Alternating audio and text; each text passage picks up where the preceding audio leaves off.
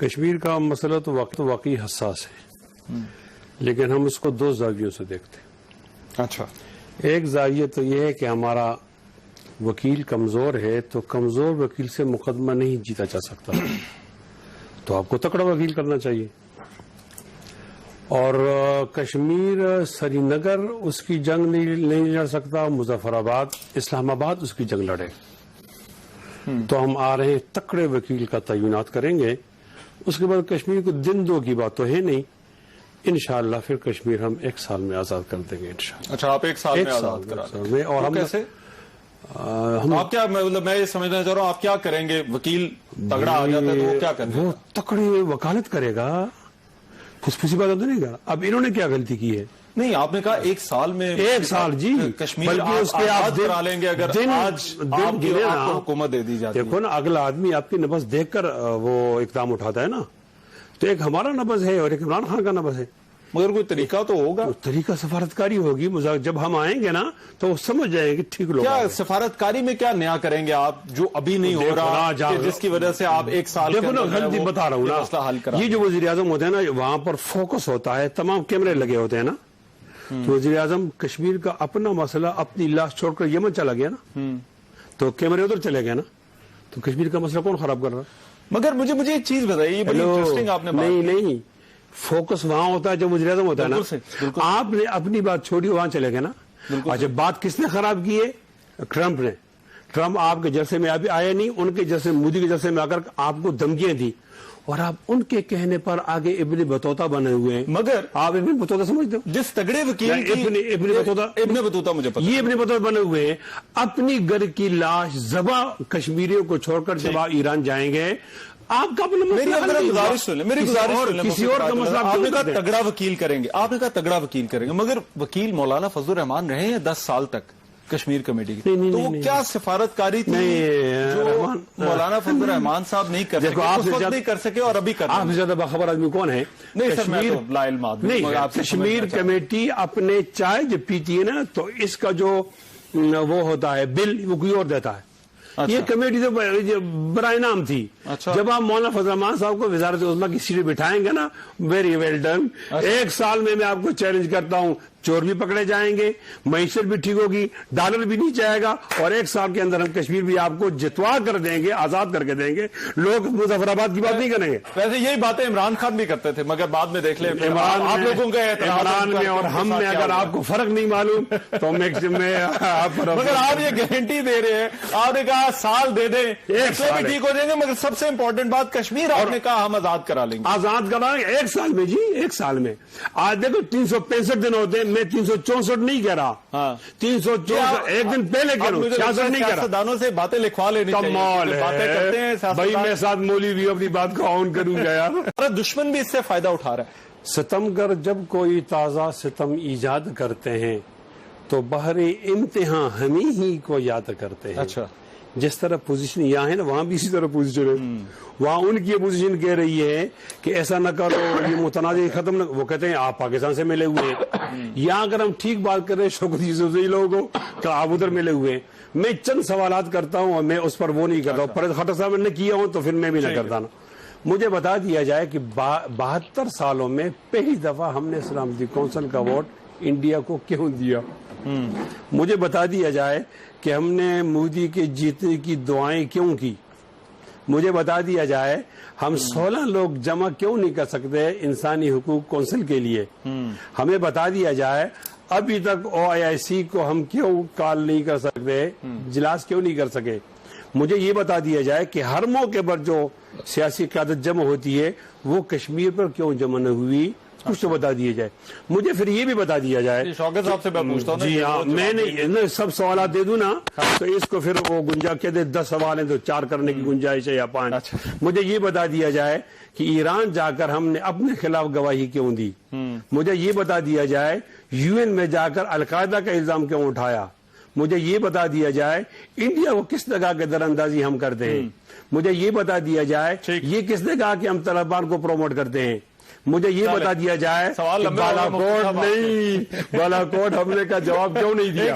مجھے یہ بتا دیا جائے کہ آپ بھی لندن کو کیوں چھوڑو، کلبھوشن کو کون چھوڑے؟ ابھینندن کو اللہ اکبر، کدھر ابھینندن کو چھوڑا، اب بھی بھول گئے نا اتنی بات ہے۔ کلبھوشن کا نام یہ اگر کوئی آدمی ایسا ہو کہ انصاف کرے اور میرے سوالات سنے تو پتہ چلتا ہے کہ مودی کا ساتھی کون ہے۔ میں شوکت یوسفزئی صاحب آپ سے جواب لیتا ہوں، میاں جاوید لطیف صاحب سے پوچھتے ہیں کیا بنا رہے ہیں آپ لوگ نیشنل الیکشن پلان کے جو ہے وہ خلاف ہے؟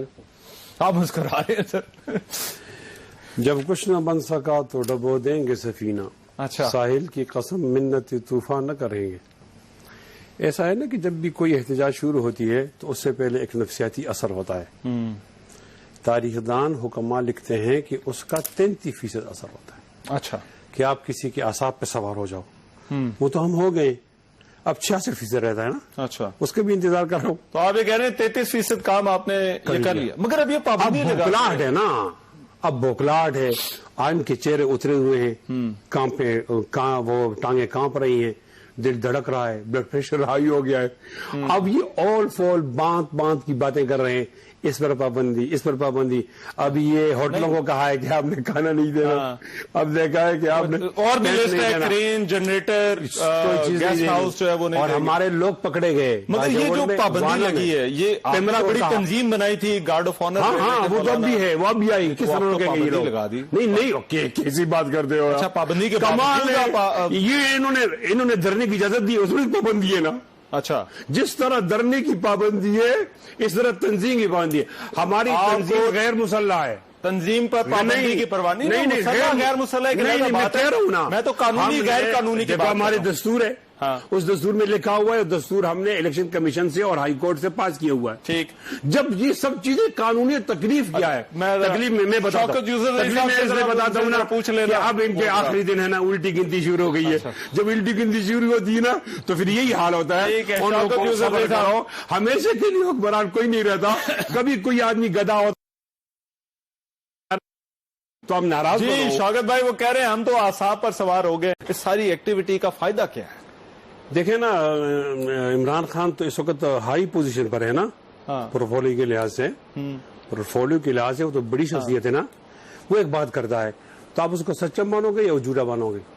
وہ تو سچا ہے، وزیر اعظم ہے نا۔ ہاں، تو اس نے کہا ہے نا کہ اتنے لوگ جمع کرو، ہم آپ کو جج بنا لیں گے، اتنے لوگ جمع ہوئے تو چلے جائیں، نہیں ہوئے تو نہیں چلیں گے۔ اچھا، اب جب ہم عمران خان کے راستے پہ آ رہے ہیں، ان سے سیکھ کر آ رہے ہیں، تو اب ان کو کیا تکلیف ہے؟ ہم تو ان کے مہمان ہیں، یہ ہمارے میزبان ہیں، اس میں کیا بوکھلاہٹ ہے؟ وہ تو کہتے شوکت بھائی ہم نے تکلیف کی، ان کے صوبے، ان کے جو وزیر اعلیٰ ہیں وہ خود بھی بلکہ کہہ چکے، انہوں نے کہا آپ کو تو نکلنے نہیں دینا، لوگوں نے اس کا جواب ہو گیا، گھر کا گھیراؤ بھی کر لیا اور 10,000 کی پلیٹ ہو گئی۔ شوکت کو ایک بات سمجھائیں آپ، شوکت کے علم میں اضافہ نہیں کروں گا، اتنا ضرور کہ جو آپ نے تقریر کی اس کا کیا حال ہے پتہ ہے؟ سر محفل وہ خوابوں کے محل تعمیر کرتے ہیں، سنیں، سر محفل وہ خوابوں کے محل تعمیر کرتے ہیں، علاج غم نہیں کرتے، فقط تقریر کرتے ہیں۔ آپ کی تقریر سے کرفیو ختم نہیں ہوا، کشمیر آزاد نہیں ہوا۔ کامنٹ کرتے پھر مجھے بریک کرنی ہے۔ میں ایک عرض کروں، بس ان سے کہیں یہی شعر و شاعری پہ اکتفا کریں، اس سے آگے نہ بڑھیں۔ اور دوسری بات یہ ہے کہ الیکشن میں پتہ چل جاتا ہے کہ آپ کا کتنا ووٹ آپ کو پڑا ہے، یہ پھر بعد میں بچوں کی طرف کہ میں تو آؤٹ نہیں ہوں، وہ آؤٹ ہو گئے ہیں۔ آپ جب آؤٹ ہو گئے پھر جب دوبارہ الیکشن ہوں گے پھر آپ اپنی اسٹرینتھ دکھائیں، آؤٹ ہو گئے مگر قوم میں مان جائے گی۔ نہیں، چوری ہو گیا نا، یہ لوگ تو اس لیے آ رہے ہیں نا، چوری ووٹ پوچھنے۔ چلے میں ایک بریک لے رہا ہوں، میں اس پر آپ کو جواب دیتا ہوں۔ مدرسہ اور یونیورسٹی اس کو الگ نہ کیا جائے، یہ سب قوم کے بچے ہیں۔ جو سلوک آپ کا یونیورسٹی سے ہوگا وہی سلوک آپ کا اس مدرسے کے بچے سے ہوگا۔ مدرسے کا جو بچہ کسی یونیورسٹی سے بچوں کو نہیں بلایا، اس کا حق ہے کہ اپنے لیے شناختی کارڈ بنائے۔ ہاں کیا شوکت بھائی میں بات کروں یا میں نے کہا ہم نے کسی یونیورسٹی سے نہیں کہا تھا کہ ہمارے بچے آپ حوالے کریں اور آ جائیں، ہم نے کسی جو لوگ آتے ہیں خود آتے ہیں، یہ بات نہیں ہے۔ یہاں تو باقاعدہ مدارس کے اوپر کام ہو رہا ہے، یہاں ہر مدارس کے اندر سے باقاعدہ جلسے ہو رہے ہیں۔ حکومت ان کی ہے۔ نہیں شوکت، ایک منٹ ایک بات سمجھو، یہ مدرسے کی بات ذرا اہم ہے۔ یہ 18 سال کی عمر کا بچے کو حق ہے کہ وہ اپنی نشاسی کارڈ بنائے، پھر یہ بھی حق ہے کہ ووٹر لسٹ میں اس کا نام آ جائے، یہ بھی آئینی حق ہے کہ وہ کسی کو پسند کرے، کسی کو ووٹ دے، کسی کو نہ دے، اور یہ بھی اس کا حق ہے کہ وہ کسی جلسے میں جائے۔ آپ اس کا آئینی حق سے آپ اس کو روک نہیں سکتے۔ نہیں، زبردستی زبردستی نہیں ہوگی، اگر کوئی محتمم جو ہے وہ لے کر آتا ہے، یہ نہیں ہوگا، آپ یہ کہہ رہے ہیں۔ میں لکھ کے دینے کو تیار ہیں، میں لکھ کر دیتا ہوں، زبردستی بھی نہیں ہوگی اور ہم پرامن بھی رہیں گے۔ اگر کوئی مدرسے سے آئے گا تو خود آئے گا، تو آپ نے ان کو یہ بات نہیں کرنی، ان کا آئینی حق ہے کہ وہ ووٹ دیتا ہے، پسند کرتا ہے۔ اگر لوگوں کی مولانا فضل الرحمان صاحب سے عقیدت ہے تو اس میں پریشان نہیں ہونا چاہیے۔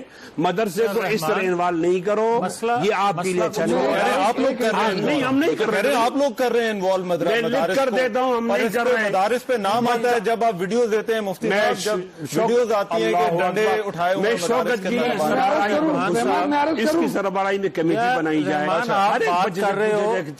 بات کر رہے ہو مدارس کا ایشو نہیں ہے، کوئی بات نہیں ہوگی نا۔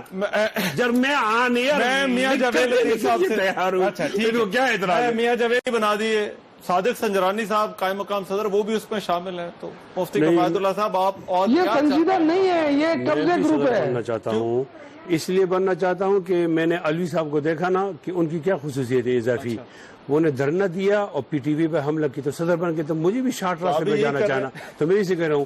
میں ان کو ایک ہم نے حملہ نہیں کیا، حکومت نے خود کیا تھا۔ نہ سکھا جبر ناروا سے مجھے، میں سر بکف ہوں، لڑا دے کسی بلا سے مجھے۔